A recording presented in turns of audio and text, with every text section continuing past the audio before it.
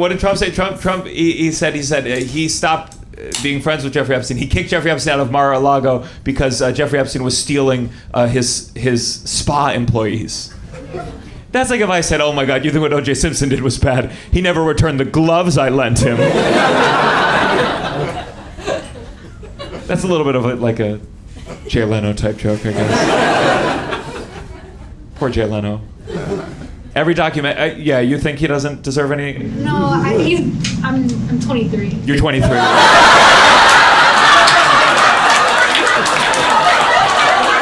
All you know about Jay Leno is he's the old guy that complains about cancel culture all the time. Well, he also used to be a bad comedian. And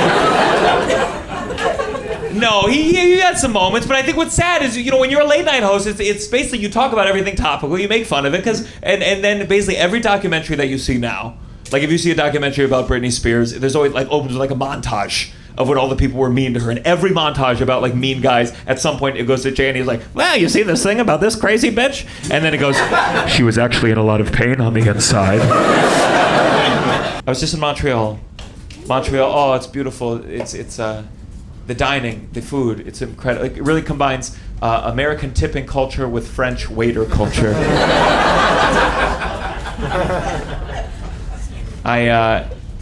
Whenever you go anywhere in Montreal, if you go even to an American place, they'll say, bonjour, hi. And that's how you know Canadians are polite. Because can you imagine if they tried to get Americans to say, hello, hola? I do have divorced parents. Do you? Yes. Did you forget? It's complicated. What do you mean? They're still married. They're still married. Doesn't sound complicated at all. They're still married, but they're separated. They're separated. Different house? Yeah, different house. Different house. Okay, cool. Cool, like you and me both, Yeah. When did that happen?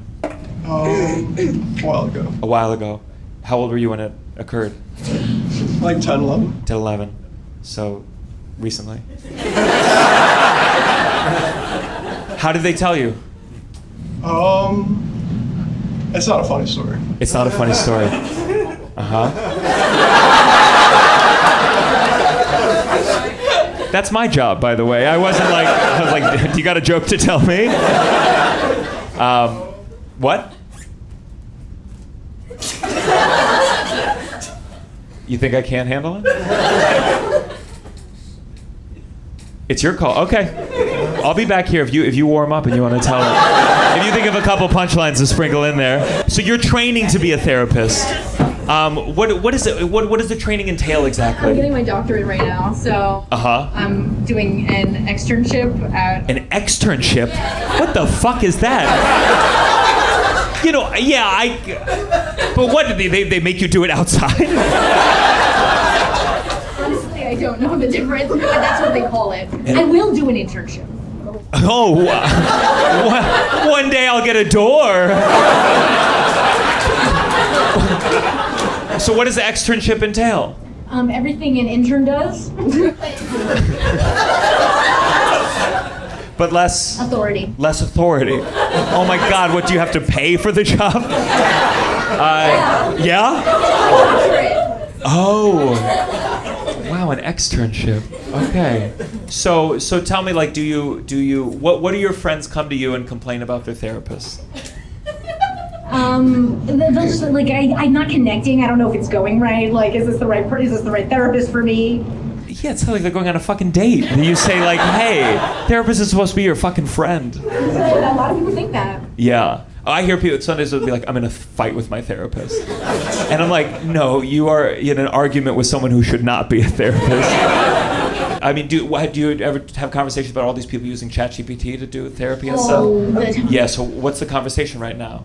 Like, are people worried about the jobs going away? I have patients who use ChatGPT as like a guide. Well, you must not be doing a great job. What do you say to your patients? They come to you, so you have like patients, and do you have to give up front that you're just an extern? No. They know. They're like, it's really bright on the other side of the screen. So they know, and they're getting, because I feel like I did that. It's cheaper for them to yeah. And so how do they bring it up? Vaguely, of course. How do they say I'm using ChatGPT? A lot of them are really open about it. Yeah. They're really proud about it. They're like, oh, I was just talking to, it's great that you say that. I just spoke to ChatGPT. And ChatGPT. You need to say, no, you did not speak to ChatGPT. And what do you feel like the ChatGPT is like? Is it saying anything useful to them, or does it just reflect it? Okay. It's just reflecting what they want to hear, what they're already saying. Yeah. So like, what is the ChatGPT telling them? Like if they're like, oh, I have this situation at home that it's really hard for me, and they'll be like, yeah, it sounds really hard for you, like. And they're like, I felt so affirmed. As opposed to you, who you're like, does it feel hard for you? Only a human being can do this.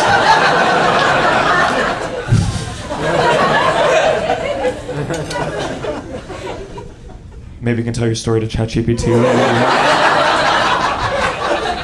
You're right, that wouldn't have been a funny crowd work moment.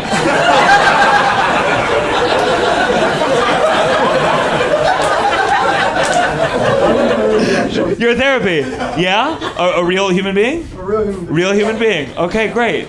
How's it going? It's going good. Do you see in person or over Zoom? I used to do Zoom, and then the moment that you could do in person, I went back. Good for you. Did you start on Zoom and then meet them in person? Oh, yeah, this particular one. Oh my God! Did you walk in? Were you surprised, like how they smelled? She looked a little different. She looked a little different. Yeah. Was she using a filter on the? You're like, you don't have dog ears.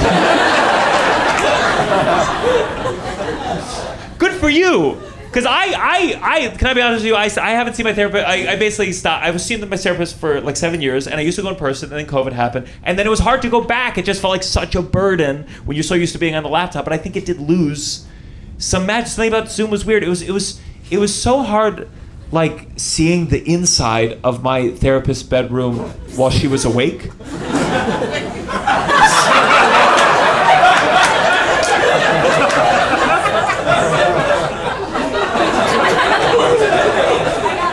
Okay, so tell me about this ChatGPT, because I'm very curious about what is your profession going to do?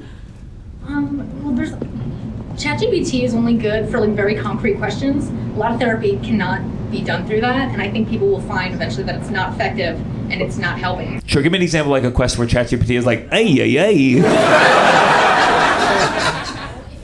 If you were just like, I've been really depressed for like many days. And ChatGPT is like, here's a sale on rope. Speaking of therapy, I'm a Freud guy. I know it's all wrong, but I like the questions he asked. You know, Freud. He came up with the Oedipus complex. You know the Oedipus complex? It's this idea that every man has a deep unconscious desire to kill their father and have sex with their mother. And you know, it's Oedipus Rex is this play. That's a lot to get from one play. Can you imagine when he first saw that play with his friend, and his friend was like, hey, it was pretty good. What did you think? I think man has an unconscious desire. Like, what if the first show he had ever seen was Wicked? And the whole school of philosophy was like, every man has a good witch and a bad witch.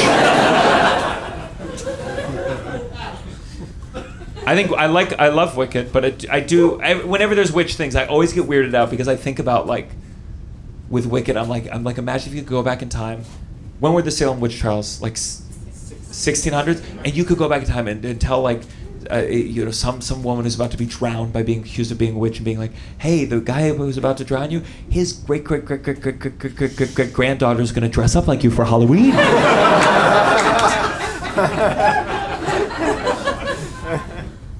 I don't know, Wicked is one of these stories. It's kind of crazy that it's popular in America, especially because it's like everyone's cheering on Elphaba.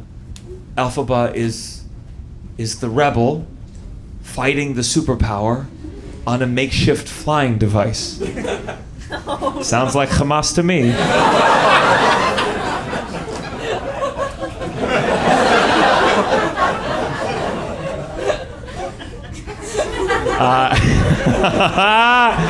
Moving on. Some people are upset about this Sydney Sweeney American Eagle ad. Yeah, you're not a fan? Yeah, I just sometimes listen as on the more liberal side of things. Sometimes I'm like, do we have to pick another battle we're gonna lose right away? Why do we have to? We're not gonna win this one. There's so many things that we need to battle. I just don't think we should be trying to fight big tits. That's a big challenge. I don't know. I don't think the ad is what's causing the Nazism. You know what I mean? And ultimately, listen, it's the Nazis, the Third Reich ended. You know what survived? Hugo Boss. So maybe it requires a little bit of history for you to get that joke. It's not my fault if you didn't get it. My parents are divorced, and it was nothing like The Parent Trap. Which, if you've never seen The Parent Trap, it's a famous science fiction movie from 1998. It's about these identical twins played by Lindsay Lohan and Lindsay Lohan. And when their parents get divorced, instead of having joint custody, they have this arrangement where each parent just keeps one of the twins for the rest of their lives. And it happens so early, they don't even know each other exists until they're accidentally sent to the only summer camp in the world. And in the movie, they get their parents back together by trapping them on the boat that they first met. They get there, they see each other, they fall back in love. The same parents who, just in case you forgot, gave up one of their daughters to never see each other again. It doesn't make any sense, because let me tell you, as someone with divorced parents, if I could get my mom and dad on a boat at the same time, I'd sink it. If The Parent Trap was about my family, the credits would have rolled on twin orphans celebrating in a canoe. All right, so some of these Tonight Show ones. Yeah, not that one, by the way.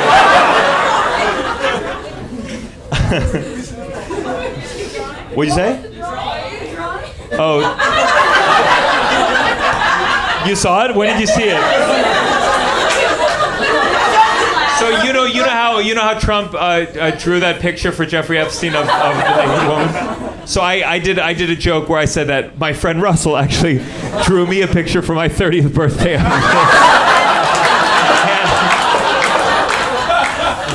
He wrote his names as the pubes right here.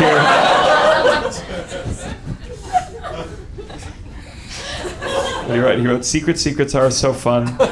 Don't tell my secret to anyone.